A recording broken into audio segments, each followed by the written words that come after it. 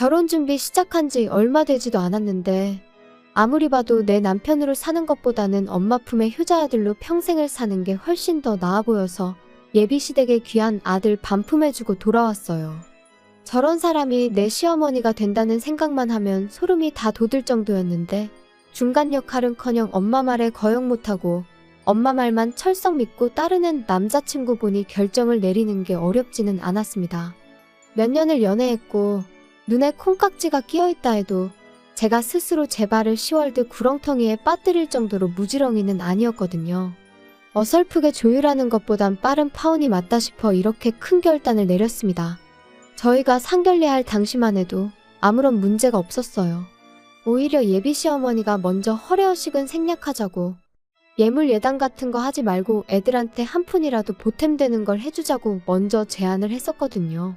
저희 집에서도 당연히 찬성을 했고 결혼도 반반 결혼 생각하고 있으니 얼마를 도와주시던 간에 똑같이 맞추겠다고 제안을 하셨는데 예비 시어머니가 먼저 집은 원래 남자가 해오는 거 아니겠냐며 그냥 혼수만 준비해오면 된다고 나왔습니다.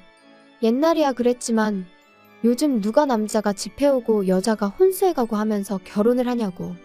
부담 가지실 필요 없으니 반반 결혼하자고 한 번 더 물으셨는데 예비 시어머니는 절대 그렇게 할 수 없다고 단호하게 거절을 했었습니다. 반반 결혼을 한다는데도 계속 싫다고 우겨대는데 어떻게 별 수가 없었어요. 그래서 혼수 비용에 결혼식 비용, 신혼여행비까지 전부 저희 집에서 다 하겠다 말하고 그렇게 이야기를 정리했습니다. 친구들은 요즘 그런 시어머니가 어디 있냐며 저보고 전생에 나라를 구했냐느니 어쨌다느니 소리를 하면서 부러워했어요. 다들 부럽다 부럽다 하니까 저도 처음에는 좋은 시댁 만났구나 막연하게 그렇게 생각하고 있었죠. 그런데 그 해준다던 신혼집이 제가 생각했던 것과는 많이 달랐습니다. 집을 해준다니까 뭐 강남에 몇십억 하는 아파트를 들어가야겠다 그런 욕심을 부렸던 건 절대 아니었어요. 다만 신혼집의 위치라든지 그런 것들에 있어서 당연히 그 집에서 살아갈 저희에게 선택권이 있는 건 줄 알았거든요. 그런데 그런 게 아니었어요. 집은 이미 상견례, 아니 저랑 남자친구 결혼 이야기 처음 오가기 시작했을 때부터 구해져 있던 거나 마찬가지인 상황이었죠. 집을 해준다고 했지만 애초에 매매로 집을 해주는 게 아니었습니다. 전세로 들어가는 거였고 집주인은 다른 사람이 아닌 예비 시어머니의 친언니, 그러니까 예비 시이모님이었습니다. 남자친구네 이모가 누군가에게 전세를 주고 있던 집이었는데 그쪽 지역이 재개발 호재가 생기면서 전세 가격이 많이 올랐다고 하더라고요. 그런데 그 집에 먼저 살고 계시던 분이 오를 만큼 오른 전세금을 감당하지 못해 재계약을 못하고 나가게 되었는데 예비 시이모라는 그분이 욕심을 부렸는지 그 사람이 나간 뒤로 계속 빈집으로 놀리고 있었다고 하더라고요. 그런데 마침 저희 결혼 이야기가 오가기 시작했던 거고 예비 시어머니가 그 집의 전세를 얻어 저희 신혼집을 해주겠다는 소리였던 거예요. 애초에 반반 결혼이 성립이 안 되었던 건 전세금을 예비 시어머니가 해주는 거긴 하지만 결과적으로는 돌려받아갈 돈이니 저희한테 땡전 한 푼 안 도와주는 거나 마찬가지였던 거죠. 그래도 집을 싸게 얻는 게 어디냐 하고 집 구경을 갔는데 집의 상태가 아주 처참했습니다. 집이 좋아서 살기 좋은 동네라서 집값이 오른 게 아니고 그냥 동네가 싸그리 환골탈퇴한다는 재개발 호재 때문에 집값이 올랐던 그저 썩어빠진 오래된 아파트였었어요. 제 생각엔 재개발까지 본인들은 살기 싫고 당장 재개발은 소식만 있을 뿐 언제인지 감도 못 잡겠고 그런데 집을 빈집으로 놀리자니 아까운 와중에 때마침 저희가 결혼한다고 하니 그 집에 세를 얻어준 걸로밖에 받아들여지지가 않았습니다. 크기도 끼케야 14평 정도 돼 보이고 얼마나 오래된 아파트인지 엘리베이터도 없는 그런 아파트였어요. 단 한 가지 마음에 들었던 건 회사 출퇴근하는 버스가 집 앞으로 다닌다는 사실이었죠. 출근하는 것만큼은 편하겠더라고요. 그래도 당장 큰돈 아끼는 게 어디냐. 집에 들어가는 돈 신경 안 쓰고 살아도 되게 된 만큼 열심히 모아서 좋은 집으로 이사 나가자 그런 생각이었죠. 저희 부모님이 저희 신혼집이라고 사진 찍어 놓은 거 몇 개 보여드렸더니 완전 사기당한 기분이라고 하시더라고요. 반반하자는데 한사코 거절했던 게 저런 꿍꿍이가 있었던 거였냐고요. 그때만 해도 저는 저희 부모님을 설득했어요. 좋은 점만 보자고요.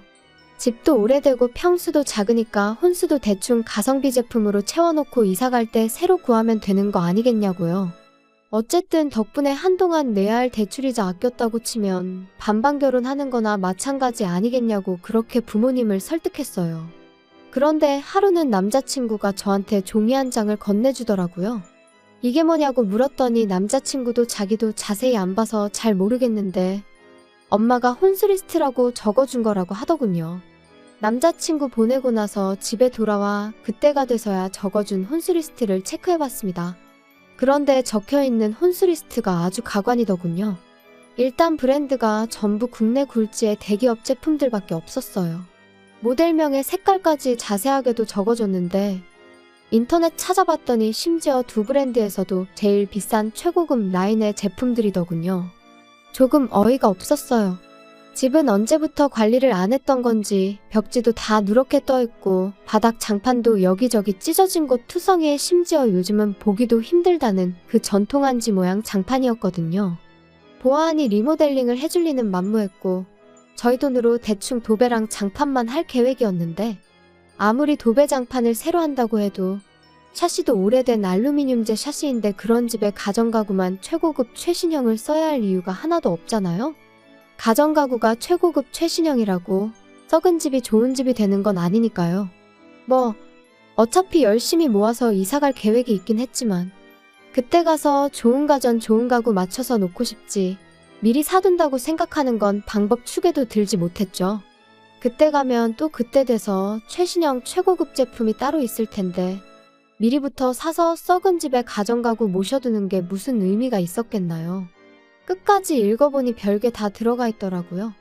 하도 오래된 구축이라 방음은 잘 되게 하겠다만 14평 집에 75인치짜리 TV는 왜 필요하고 홈시어터랑 안마의자는 또 왜 필요한지 싶었습니다. 애초에 저희가 TV를 그렇게 챙겨보는 스타일도 아니고 안마의자도 있으면야 편하긴 하겠지만 솔직히 저희 나이에 안마의자가 벌써부터 필요한가 싶기도 하고 거실이라고 저희 둘바닥에 누우면 꽉 차는 느낌인데 거기에 그런 초대형 TV에 음향 시스템까지 갖춰놓고 안마의자까지 놓는 생각을 하니 들어는 갈란지 발 디딜 틈이라도 있을런지 감도 안 잡히더군요. 방이 2개이긴 했는데 워낙에 좁은 평수였다 보니 거실이 더 좁아지는 구조였거든요. 애초에 그 커다란 TV가 아파트 중앙현관을 지나서 저희 집에 들어가기나 할까 싶더라고요. 아무리 봐도 이해가 안 돼서 일단 남자친구한테 먼저 전화를 했죠. 어머님이 적어준 혼수리스트 봤냐고 물었더니 엄마가 적어준 거고 자기는 안 봤다고 대답하더라고요. 그래서 제가 사진 찍어서 보내줄 테니 한번 봐보라고 했습니다. 그런데 남자친구는 우리 엄마가 적어서 보내준 건데 어련히 알아서 잘하지 않았겠냐며 피곤하다고 그냥 전화를 끊어버리더라고요. 지네 엄마가 결혼하는 것도 아니고 지가 결혼하는 건데 어떻게 저렇게 무관심할 수가 있나 싶었고 어이가 없었죠. 하지만 차라리 이게 낫겠다 싶었어요. 괜히 중간에 남자친구 껴서 예비 시어머니랑 의견 조율하는 것보다 제가 직접 전화해서 이야기하는 게 훨씬 좋겠다 싶었으니 말이죠. 그때가 이미 저녁 늦은 시간이었어서 생각난 김에 바로 전화하고 싶었지만 매너가 아닌 것 같아 다음날까지 기다렸다 회사 점심시간 활용해서 예비 시어머니한테 전화를 걸었습니다. 그런데 전화는 안 받고 톡으로 왜 전화했냐는 답장이 오더라고요. 예비 시어머니가 전화 받기 조금 난감한 상황인가 싶어서 그냥 저도 기다릴 것 없이 톡으로 물어봤어요. 혼수 리스트 적어준 거 보니 이해가 안 되는 점이 많아서 연락드린다고요. 일단 그런 최신형 대형 가정가구를 넣기엔 집이 많이 좁은 편인 것 같다고요. 그런데 예비 시어머니는 요즘 혼수해오면 다들 기본적으로 그 정도는 해온다던데 그런 것도 모르냐며 오히려 역으로 저한테 물어보더라고요. 저는 그저 혼수는 집에 맞게 무리하지 않는 편에서 제가 알아서 정하고 싶다고 그래서 물어본 거라고 대답했는데 예비 시어머니는 얼마짜리 집을 해주는데 그까짓 혼수 얼마나 된다고 그것도 못 해오겠다고 이러느냐고 말하더군요. 제가 못 해가겠다고 하는 소리가 아니라 집에 안 어울려서 그러는 거라고 다시 설명을 했지만 남들 다 해가는 만큼만 적은 거니 앓는 소리 하지 말고 하나도 빠짐없이 다 하라고 하더라고요. 그 이후에는 톡을 보내도 읽고 무시하는 식이었어요. 곰곰이 생각해봐도 이건 아니다 싶더라고요. 솔직히 막말로 집도 말이 해준다는 거지. 남의 집 빌려다가 당분간 저희들 살게 해주는 거잖아요. 저희 사는 중에 만에 하나 재개발이 시작되면 뭐 분양권을 저희한테 넘겨줄 것도 아니고 그렇다고 저희 앞으로 그 돈을 주기로 한 것도 아닌데 사실상 돈거래는 예비 시어머니와 한가족인 예비 시이모님 두 분 사이에만 오간 거지 제가 땡전 한 푼 받은 게 없는 거나 마찬가지였잖아요. 그런데 예비 시어머니 욕심에 집에 어울리지도 않는 혼수를 해오는 것도 말이 안 된다 싶어서 그냥 저도 제 뜻대로 밀어붙이기로 했습니다. 혹시나 또 집 해주는데 어쩌고 하면서 뭐라고 하면 제가 생각한 거 그대로 한마디 되갚아주려고요. 시어머니가 적어놓은 혼수 목록이 대충 계산만 해봐도 5천만 원이 훌쩍 넘었거든요. 제가 인터넷 뒤져가며 이것저것 찾아서 가성비 제품들로 구성해봤더니 그 코딱지만한 집 채우는데 500만 원이면 충분하겠더라고요. 예비 시어머니가 아들 시켜서 저한테 종이 한 장 휙 던져놓고 통보식으로 혼수 목록 줬던 것처럼 저도 똑같이 제가 새로 고친 혼수 목록 톡으로 사진 찍어서 예비 시어머니한테 보냈어요. 톡으로 또 이게 뭐냐고 물어오길래 불편하게 톡으로 하지 말고 전화로 하자고 말했죠. 뭔가 싶었는지 이번에는 전화를 바로 받더라고요. 예비 시어머니는 전화 받자마자 내가 적어준 거에서 뺄 게 뭐가 있다고 그걸 네 맘대로 고치냐며 짜증 섞인 목소리로 말을 꺼냈습니다. 제가 보니 빼고 고치고 할 게 한두 가지가 아니라서 다 고쳤다고 이유도 다 설명드리겠다고 말씀드렸죠. 짜증난 시어머니 말투 뒤로 하고 제 할 말을 시작했어요. 방이 2개라고 에어컨 방마다 설치할 수 없으니 하나 빼는 거다. 건조기야 있으면 저희가 편하겠지만 안타깝게도 베란다가 너무 작게 나와서 설치조차 불가능하다더라. 그리고 저희들 맞벌이 하는 데다가 집에서 많이 먹어봐야 저녁 한 끼 먹는 게 고작인데 설거지할 게 얼마나 나온다고 식기세척기를 놓냐. 그래서 그것도 빼버렸다. 같은 이유로 양문형 냉장고도 필요 없다고. 냉장고에 들어간다고 음식이 안 상하는 것도 아니지 않느냐? 괜히 큰 냉장고 때문에 안 그래도 좁아 터진 집 더 좁아 보이고 전기세만 더 많이 나온다고. 그냥 적당한 크기의 냉장고로 바꾸겠다 했죠. 이런 식으로 하나하나 조목조목 이유를 대가며 바꾸는 이유랑 아예 목록에서 제외해버린 이유를 설명하니 예비 시어머니가 아주 잘났다고 벌써부터 돈을 이렇게 아끼는 걸 보니 조만간 부자 되겠다며 빈정거리는 말투로 말을 하더라고요. 하지만 그게 끝이 아니었죠. 아직 대망의 TV랑 홈시어터, 안마의자랑 고급 소파까지 거실에 들어갈 가전가구들은 시작도 안 꺼냈거든요. 솔직히 이 부분이 제일 거액이었다 보니 꼭 짚고 넘어갈 생각이었어요. 예비 시어머니한테 단도직입적으로 거실에는 테이블 하나랑 좌식의자 2개 정도 놓고 아무것도 놓을 생각 없다고 했습니다. 좁아 터진 집 넓어 보이려면 아무것도 없는 게 최고인 거 모르시냐고. 그리고 집에서 TV 볼 일도 거의 없는데 무슨 TV냐. 그냥 거실에서는 차나 가끔 마시고 휴식하고 싶을 때 쉬는 공간으로 쓸 계획이니 그런 고급 가전제품들은 하나도 필요 없다고 딱 잘라서 말했죠.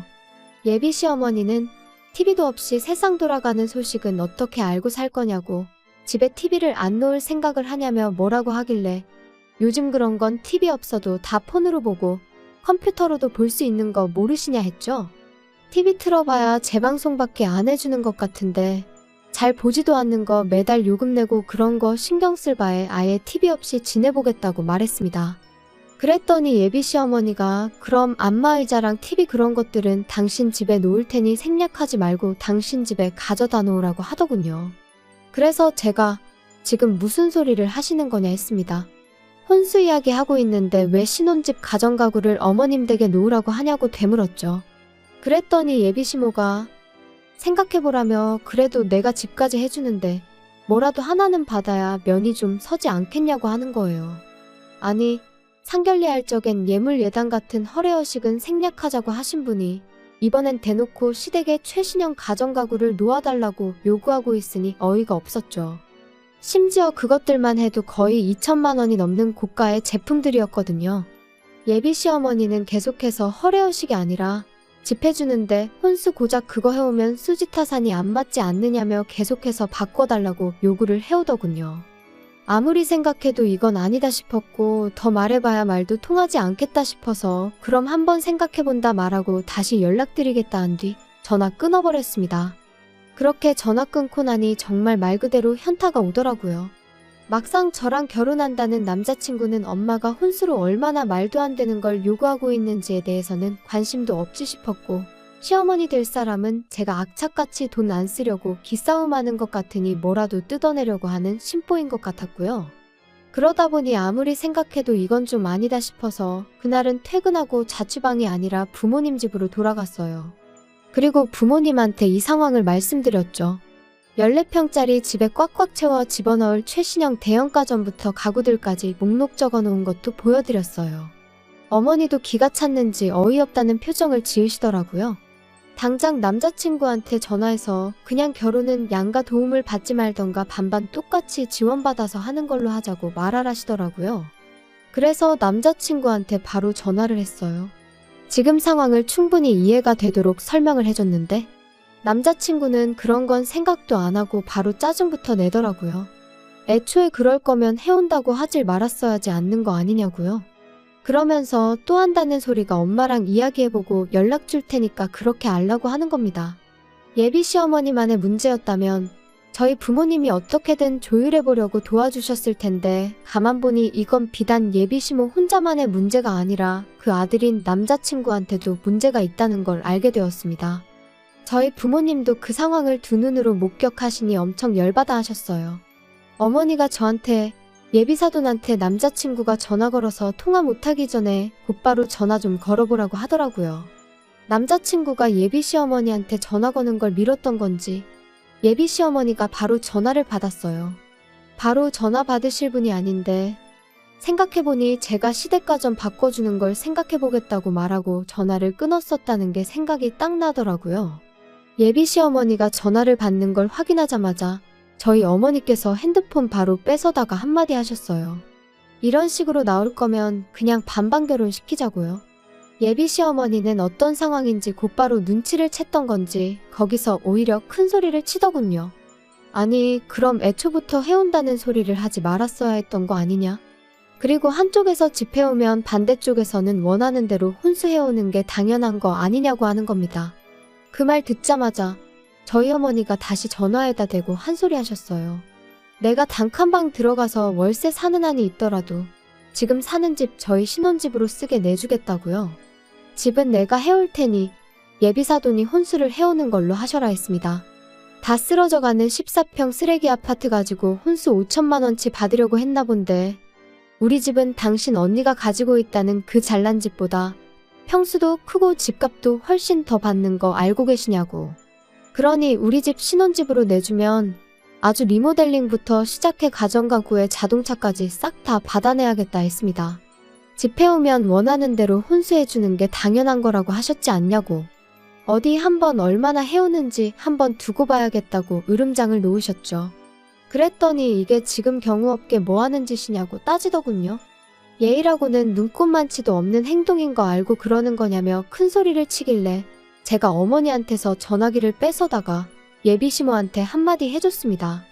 당신네들이 했던 거 그대로 똑같이 하는 건데 경우 없고 예의 없다고 하는 걸 보니 아줌마가 아들 결혼을 빌미로 얼마나 개수작을 부리고 있는지는 알고 있는 것 같아서 다행이라고요. 제 말을 듣고는 언성을 높이며 너는 시어머니가 아주 우습게 보이냐고 아주 시집 오면 버르장머리를 개조해줘야겠다고 겁을 주더라고요. 그래서 저도 한마디 해줬습니다. 아줌마 정신 차리라고요. 아직도 내가 결혼하고 싶어서 이러는 건 줄 아냐고 파혼하자고 하는 소린데 눈치 좀 챙기라고 한마디 해줬어요. 예비 시어머니가 저보고 말 다 했냐 그러길래 뭐 더 듣고 싶은 말 있으시냐고 한 번 더 듣고 싶으면 말만 하라고 했어요. 몇 번이고 더 해줄 수 있다고 말이죠. 그렇게 파혼하고 나니까 여태까지 결혼에 관심도 없어 보이고 엄마 말 거역하지 말라던 남자친구가 찾아와서는 한 번만 기회를 달라고 제 앞에 싹싹 빌더라고요. 그런데 그 모습이 전혀 신뢰가 가지 않았어요. 엄마한테 무슨 말이라도 듣고 찾아온 건 아닌가 싶더라니까요. 이모네 집 세입자 못 구할 것 같아서 저러나 혼수로 뭐 팁이라도 하나 바꾸는 걸로 줄여보겠다 하려나 싶었어요. 그때 딱 느꼈죠. 결혼을 하겠다고 정하긴 했지만 이 사람이 없으면 못 살겠다 싶을 만큼 깊이 사랑했던 건 아니란걸요. 애초에 저는 이미 혼수리 스트랍시고 남자친구한테서 종이 한 장 건네받았을 때부터 결혼할 마음이 싹 달아났던 것 같아요. 남자친구한테 내 마음 돌릴 생각 없다고. 파혼의 이유가 당신 어머니한테만 있는 건 아니니 너무 엄마 탓은 하지 말라고 한마디 해줬네요. 애초에 너가 나랑 결혼하고 싶었으면 나랑 너네 엄마랑 저렇게 개싸움 나게 두지는 않았을 거 아니겠냐고 하니 아무 말도 못하고 돌아가더군요. 한편으로는 거액의 혼수 목록을 받았을 때 그때 차라리 후련하게 정리해버렸다면 이렇게 마무리가 더럽지는 않았을까 싶은 생각이 들 때도 있습니다. 하지만 여전히 그거 하나만큼은 확실하네요. 꼴 같지 않은 집구석에 주제 파악시켜주고 내 하고 싶은 말 속 시원하게 다 내뱉어낸 거, 그 덕에 제 속은 후련해졌고 아무 미련 없이 끝낼 수 있었다는 거 말이에요.